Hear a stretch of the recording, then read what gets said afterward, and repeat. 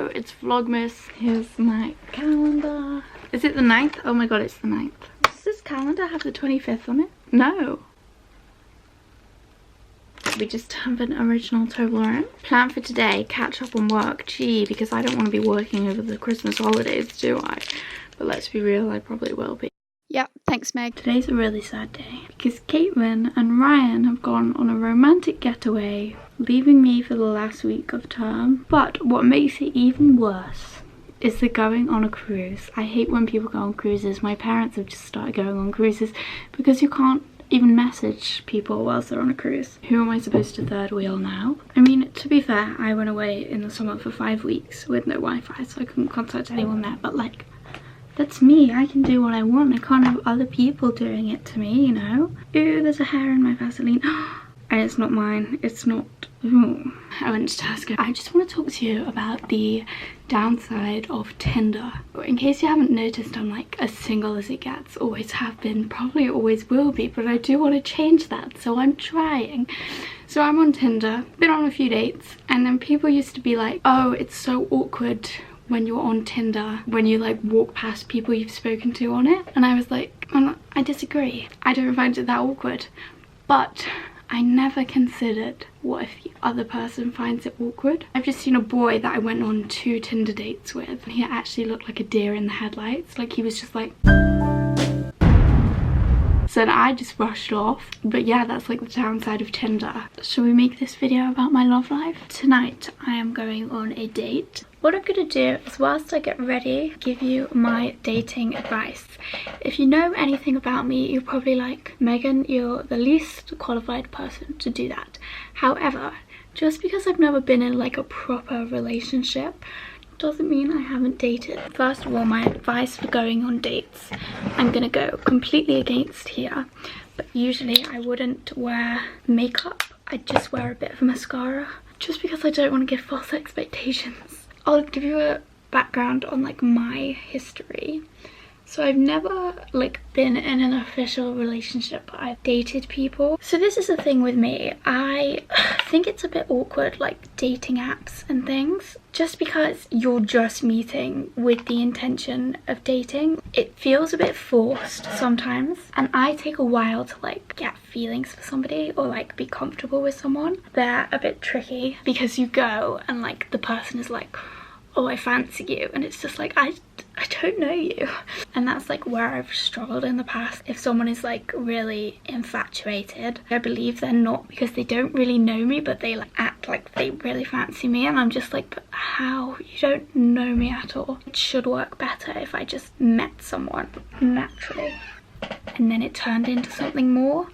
But that just doesn't seem to happen for me. And I'm not desperate for a boyfriend, but at the same time, I do feel like time's ticking, you know? Everyone seems to be in like this huge rush, and it seems weird that like I'm this age and I've not had a proper relationship. But if you haven't found the right person, then you just haven't found the right person. If this was 50 years ago, it wouldn't be weird at all. So everyone just has to go at their own pace. This is my advice for like going on dates, where you should go and stuff like that. First date, you want to go somewhere in the daytime for a coffee or something. That's what I usually do for the first date. A lot of the time it seems that going for drinks is like a perfect first date. I disagree because there's alcohol involved and it's just a bit dangerous. When you want to like actually get to know someone, that's not what I would personally go for. I normally go for like a coffee or hot chocolate as the first date, and then as the second date go for drinks. So that's what I'm doing tonight because it's a second date. This is what I look for when you're knowing like, should I carry on with this or not. First of all, that they respect me, that then don't seem like they're constantly trying to undermine me or something. This boy was like, everything I said he'd try to argue with it.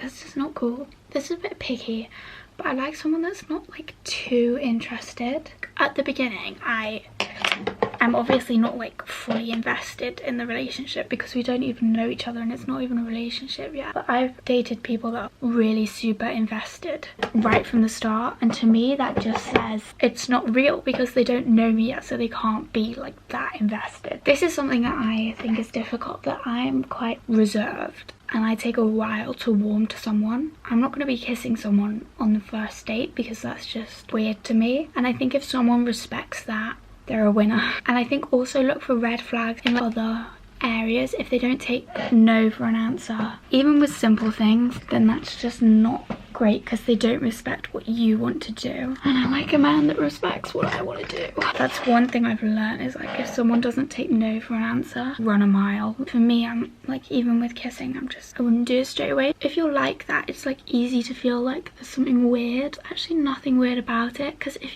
you just met someone, would you be kissing them? Like, there should be no expectation. People should take as long as they want, and if someone makes you feel weird or guilty, then they're definitely not worth your time. I think as well, sometimes you're like looking for a connection the minute you meet someone. I think that's very unrealistic. I think some people like fall in love the minute they meet, but I think that is not the case in everyone. Like for me, I have to know someone before I'm like attracted to them. There's nothing wrong with that. The main message I'm trying to get across is like, you just want someone that respects you, and you shouldn't feel forced. If all your friends have full-term boyfriends and do like all crazy stuff, you shouldn't feel forced to do that. You should wait until you found like the right person. Don't worry about it. Everybody matures at their own pace. Don't be with someone if you think you can change them. You shouldn't need to change them, and they shouldn't need to change you. I don't know whether I have like a enhanced radar because my mum deals with domestic abuse and stuff like that, so I've listened to many presentations on it and read many books on it, but even little things can like be like a red flag in the future. You should stand your ground, and then if they get annoyed because you stood your ground, then they should be happy that you're being who you want to be, and you should be happy that they're who they want to be, and no one should be changing. I'm gonna get changed in a minute, but I think just the overruling message that I've been trying to get across is like, when you're dating, just respect yourself and only do what you want to do, and like listen to your own instincts. Don't be thinking, oh, this person can change or anything like that, because it will just put you in a tricky situation. Only recently, like in the past 50 years, have men learned that they can't just get what they want. The past century, like until then, like men did just get what they want in any area of life. So it's a new phenomenon to the male species. They can't just have what they want. You should stick with that. We don't just get what we want, so they shouldn't just get what you want. And if it's something you don't want to do, or if it's not comfortable, or like if you don't want to date this person, you don't need a reason not to. Be yourself and stick with what you want to do, and only do something or date someone or whatever if you want to do it. Just do what you want, and don't force them to do anything either, obviously. And that's my TED talk. Thanks for listening.